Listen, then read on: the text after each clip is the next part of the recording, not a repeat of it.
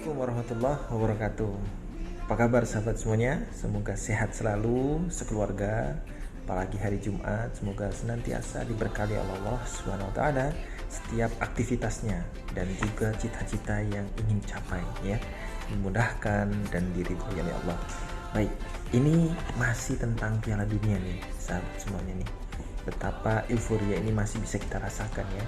Walaupun ya tim skuad Maroko yang mewakili spirit kita nih, spirit untuk mencintai agama dan free Palestine ya kan istilahnya, bisa mewakili negara muslim di dunia untuk tembus sampai final, akhirnya kandas di semifinal. Tidak apa-apa, mungkin Maroko kalah sebagai sebuah tim sepak bola di permainan, tapi sejatinya tim Maroko telah memenangkan hati dari seluruh umat muslim seluruh dunia. Bahkan saya yakin ya, hati orang-orang yang bening walaupun dia non muslim, intinya bening dan tidak memiliki hasad kebencian terhadap sesuatu yang berhubungan dengan Islam, maka akan terpesona dengan akhlak-akhlak para pemain Maroko ini. Lihat akhlak mereka, Masya Allah. Ketika kemenangan mereka bersyukur dengan bersujud, dan ketika kalah pun syukur mereka tidak berkurang. Masya Allah, itu yang paling utama kepada Allah Subhanahu wa taala, mensyukuri, menerima apapun yang diberikan oleh Allah setelah berusaha keras tentunya dengan cara-cara yang baik, fair permainannya, kemudian tidak berlaku zolim dan lain sebagainya. Itu adalah bagian dari akhlak tentunya. Yang berikutnya adalah yang sudah diselebrasikan sejak awal selain sujud adalah memuliakan orang-orang circle terkecil dan paling utama dari para pemainnya, yaitu seperti ibu, Masya Allah, kemudian ayah ya, kemudian juga para senior dan juga para penonton yang hadir, mereka melakukan respect. Makanya lagu Piala Dunia juga hari ini tuh Masya Allah seneng banget ya, karena liriknya itu mengandung pesan yang sangat tinggi ya, pesan moral bagaimana kita bisa harmoni. Bahkan sejak pembukaan Piala Dunia mengajarkan kita saling menghormati dan saling mengenal berbagai suku, bangsa, dan bahasa. Masya Allah. Nah, kemudian yang berikutnya adalah Piala Dunia ini sejatinya adalah satu etalase yang paling gegap gempita untuk menunjukkan real muslim, bagaimana menyelenggarakan sebuah event itu nilai-nilainya sangat indah dan agung dan bermartabat tentunya. Kenapa? Karena berbagai macam ketentuan yang biasanya dilakukan secara lumrah di dunia barat, akhirnya Qatar menentukan karena demi menjaga kenyamanan, keamanan, dan keselamatan semua pihak, maka beberapa peraturan untuk mengkondisikan itu menjadi indah, seperti alkohol yang tidak boleh, seperti yang sudah dibahas ya di video sebelumnya. Dan yang sangat berasa adalah bahwa ternyata dalam permainan bola is not just a game, this is a message. Ada pesan-pesan utama, yaitu tadi perdamaian. Yang paling inti adalah selebrasi ketika mengibarkan bendera Palestine, di mana dunia tidak bisa ditutup lagi, bahwa media-media mungkin bisa ya menghegemonikan berita-berita atau mengkampanyekan dengan narasi mereka, tapi sejatinya hati rakyat tetaplah kepada nurani yang paling bening, yaitu kemerdekaan bagi bangsa yang satu-satunya sampai hari ini masih dijajah, yaitu Palestine. Sangat epik sekali, bahkan bendera itu berkibar di tengah lapangan, disiarkan seluruh dunia, dan dengan aman dan dengan akhlak yang baik. Tentu orang-orang yang bening hatinya walaupun itu non muslim, dia akan mengetahui bahwa ini benar-benar indah. Masya Allah. Dan menarik lagi adalah sempat beberapa foto itu ada angle di mana bendera Palestine itu kemudian bersejajar dengan fotonya Messi, yang kita tahu sendiri ya, Messi mungkin ya sampai saat ini masih berpihak kepada negara yang ya begitulah, sensi dengan Palestine gitu kan. Kita doakan suatu hari dunia akan semakin terbuka bahwa kedamaian tidak akan pernah terjadi selama ada bangsa yang masih terjajah dan tertindas. Begitu. Nah, lanjut ya. This is not just a game. Itu ide yang paling utama dan paling perlu kita sadari, bahwa message di tengah hiruk pikuk dan peristiwa yang terjadi di dunia itu selalu ada nilai yang ingin disebarkan. Makanya kawan-kawan penting menyadari bahwa hari ini yang paling kita lakukan untuk menjadi muslim yang benar-benar syumul adalah memahami pola pikir dunia barat dalam mengemas menyebarkan message-nya, ya kan? Kita jangan sampai kalah. Qatar sudah melakukannya dengan sangat baik, ya, dengan tekanan berbagai pihak, ya kan? Seperti peraturan tentang LGBTQ yang tidak boleh dengan bendera pelangi, itu tidak gampang kawan-kawan. Harus memiliki power yang kuat, harus memiliki lobby politik yang hebat. Kemudian selain power dan lobby politik, tentu didukung oleh dana yang kuat. Karena dengan begitu izah Islam bisa terjaga dengan baik, ya kan? Istilahnya, ya, agama tanpa negara atau kekuasaan menjaganya bisa hancur. Tapi kekuasaan kalau tidak disetir atau tidak disibgo dengan nilai agama bisa berlaku zalim, bisa melewati batas. Makanya agama dan negara ini satu keterkaitan yang sangat kuat. Makanya Muhammad Nasir bilang di dalam konsepsi bernegara itu cuma ada dua.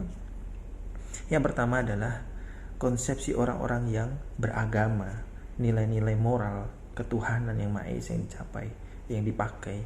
Atau yang kedua, orang-orang yang niragama. Kalau dalam Islam konsepnya adalah hak dan batil, ya kan?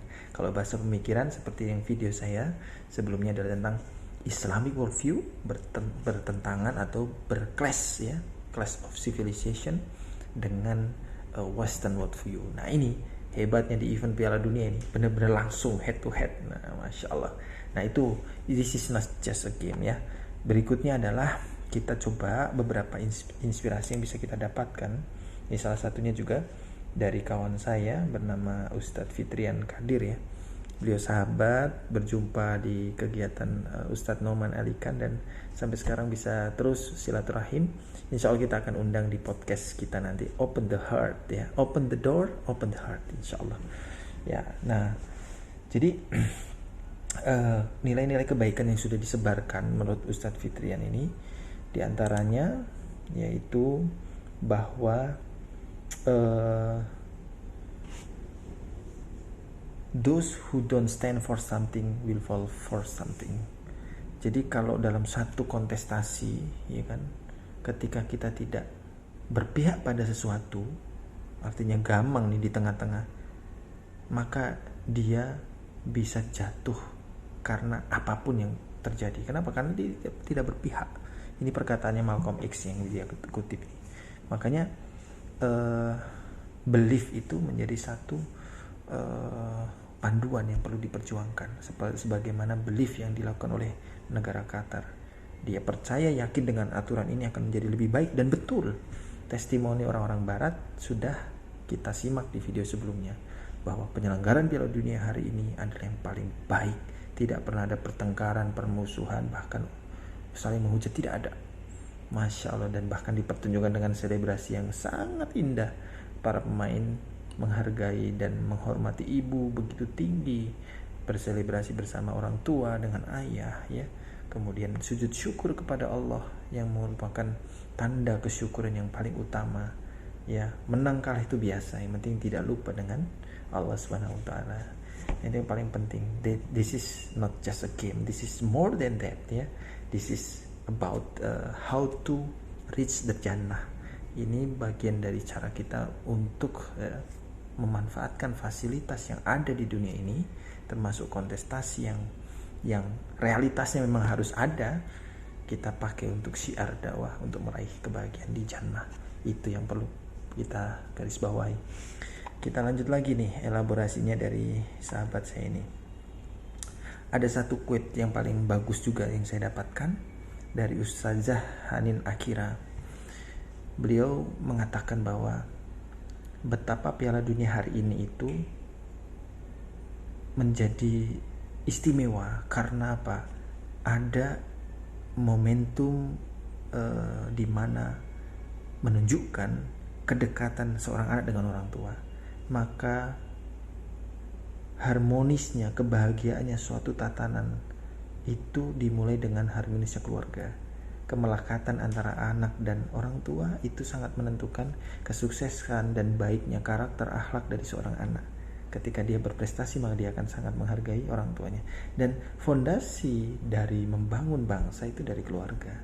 Makanya kemenangan Piala Dunia hari ini, selain nilai Islam yang tersebar dengan wasilah Qatar dan juga para pemain skuad Maroko, adalah kemenangan tentang pentingnya parenting, nilai-nilai kemelekatan, nilai-nilai bonding dari orang tua dengan anak-anaknya. Masya Allah, ini sangat insightful ya dari sisi parenting. Maka kawan-kawan semuanya, mari kita sebagai orang tua milenial, orang-orang tua yang masih muda usianya ini, terus belajar, karena kita tidak diminta untuk menjadi orang tua yang sempurna. Kita hanya diminta untuk menjadi orang tua yang senantiasa mau memperbaiki diri, kemudian mau memberikan kenangan indah kepada anak-anaknya, dan juga insightful ya, memberikan pandangan-pandangan yang inspiring, yang menanamkan akhlak dan kebaikan kepada anak-anak di semua peristiwa yang ada di Piala Dunia. Mohon maaf, di dunia di depan kita, termasuk Piala Dunia maksudnya.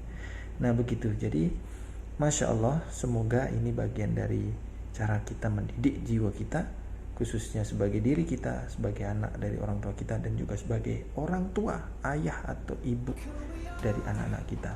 Semoga bagian dari cara kita meraih ridha Allah Subhanahu wa taala, apalagi sebentar lagi hari ibu ya. Ya, hormati, muliakan orang tua, khususnya ibu. Semoga kita menjadi anak yang bahagia dunia akhirat. Barakallahu fikum.